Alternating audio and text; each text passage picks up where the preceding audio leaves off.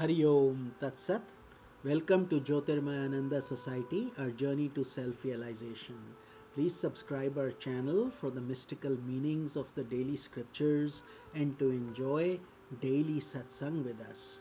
We are currently exploring the book Yoga of Perfection, summary of Srimad Bhagavad Gita, authored by Swami Jyotirmayananda ji, narrated by myself, Swami Nikhilananda. So we are currently on chapter number 10, shloka number 31. Sorry, this is still chapter number 9, shloka number 31. We will be starting chapter 10 after shloka number 34. So chapter number 9, shloka number 31, Lord Krishna says, क्षिप्रं भवति धर्मात्मा शश्वच्छान्तिं निगच्छति कौन्तेय प्रतिजानीहि न मे भक्तः प्रणश्यति.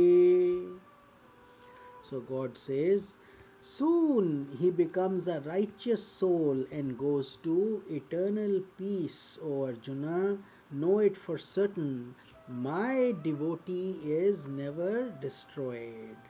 Yesterday we had discussed that even if you are a sinner and you resolve to spiritualize your daily life and promise not to commit those wrong actions, then God forgives us and considers us as his devotee. Now he is saying the same thing, he is validating it, that he becomes a righteous soul by his good behavior and by him spiritualizing his daily life, and thus as a result he attains peace, and thus God's devotees are never destroyed. And then the last shloka of chapter number 9, it's a very popular shloka for devotion, says, Manmana bhava madbhakto madhyaji mam namaskuru mame vaishyasi yuktvaivam atmanam matparayanaha. Fix your mind on me, be devoted to me, sacrifice for me, offer adorations to me. Thus, having united yourself to me, having taken refuge in me, you will surely come to me. So, beautiful shloka. Here God is saying, make your very being an offering to God, your breath, your actions, your whatever you do, and to spiritualize your daily life. That doesn't mean you become useless for the world. You do your duties very skillfully, but underneath you're always thinking of God and always praying and dedicating your life. That is how we become, take refuge in God and become his devotees. Moving on to chapter number 10, it is also known as Vibhuti Yoga or the Yoga of Divine Glories. So we start with shloka number 8. Lord says, Aham sarvasya prabhavo mattah sarvam pravartate iti matva bhajante mam buddha bhava samanvitaah. So God says, I am the cause of the entire universe. All proceeds from me. Thus, knowing the wise worship me with devotion. So, chapter number 10 is about Lord's divine glories. So, upon Arjuna's asking, God is sharing some of the highlights of his very being, thus saying that I am the cause of the entire universe. It all comes from me, all proceeds from me, meaning he is the non-dual, holistic, one God, one concept through which this whole universe is created. Thus, knowing the wise worship me with devotion. Shloka number 9. Macchita madgat prana bodhayantah parasparam kathayantascha mam nityam tushyanti cha ramanti cha.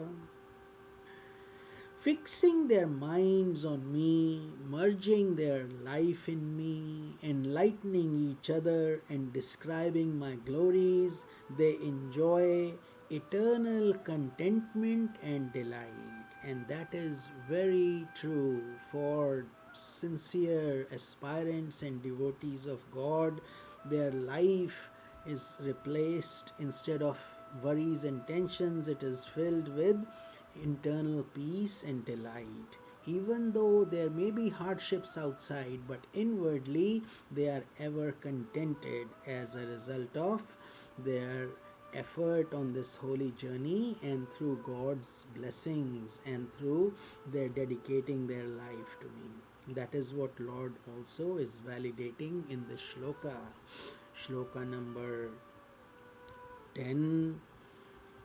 तेषां सततयुक्तानां भजतां प्रीतिपूर्वकं ददामि बुद्धियोगं तं येन मामुपयान्ति ते.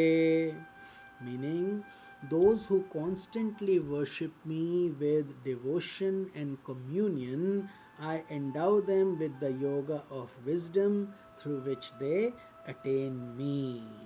So another beautiful thing, because a lot of people think, is devotion better or is wisdom better? Here God says, you come to me through selfless service, through devotion, meditation, and scriptures, wisdom. So those who are constantly thinking and worshipping God with devotion and communion, then jnana comes, the light shines, and they see the vision of God. That is a beautiful shloka. So, and that doesn't mean we have to be very educated to attain God. We can be totally illiterate. We just have to have a sincere heart, and we have to have purity as we follow this path. Moving on to shloka number 17. Now Arjuna is asking some questions, and so God will answer in the future, but here let us see what Arjuna's question is in shloka number 17. He says, Katham vidyamaham yogim svam sada parichintayan keshu keshu cha bhaveshu chintyoasi bhagavan maya. O yogin, how shall I know thee through ceaseless meditation? How shall I think of thee, and through what aspects of things? So, Arjuna is asking a very valid question, because God is saying, constantly think about me, pray to me, and offer things to me. He's saying, but how? How shall I know? And how should I think of you, O God, and what aspects of things I should think about you? So it's a good question. And Lord Krishna answers in shloka number 19. Shri Bhagavan Uvacha Hantate Kathayishyami Divya Hyatma Vibhutayaha Pradhanyatah Kuru Shrestha Nastyatanto Vistarasya me. Lord Krishna says, very well, Arjuna, I will explain to you my glories in brief. Verily, there is no end to my glories. So beautiful but succinct answer. God is clarifying here that if I start to narrate my glories, they will be endless, because there are endless things in the world. So God, to clarify to Arjuna, he says, I will only highlight a few important ones. Shloka number 20. Aham atma gudakesha sarvabhutashaya sthitaha aham adishya madhyam cha bhutanamanta eva cha. Here God says, I am seated in the heart of all beings as their self. I am the beginning, middle, and end of all beings. What a beautiful shloka. And so, within our own hearts, we have God residing. And He is saying so clearly. I am seated in the heart of all beings as their own self. That is why we say the Atma or the God within us never dies. The body perishes, but not the consciousness within. And he says, I am the beginning, I am the middle, I am the end, so I am there at all times. Beautiful shloka indeed. Shloka number 22. Vedanam samavedo asmi devanam asmi vasavaha indriyanam manaschasmi bhutanam asmi chetana. Shloka 22, chapter 10. Lord says, I am Samaveda among the Vedas, Indra among the gods, mind among the senses, consciousness among all beings. So here God is speaking the essence of things, the very underlying, most prominent part of that. So in the Vedas, Samaveda is considered the singing and melodious Veda. So God says, I am that in the Vedas. Among the gods, since Indra is the ruler of gods, God says, I am Indra. And within the senses, mind is the ruler of the senses, so God says he is the mind. And in all beings, it's the consciousness that shares its light with everyone. And with our intellect, mind, ego, etc., the consciousness is prevalent, and God says he is that.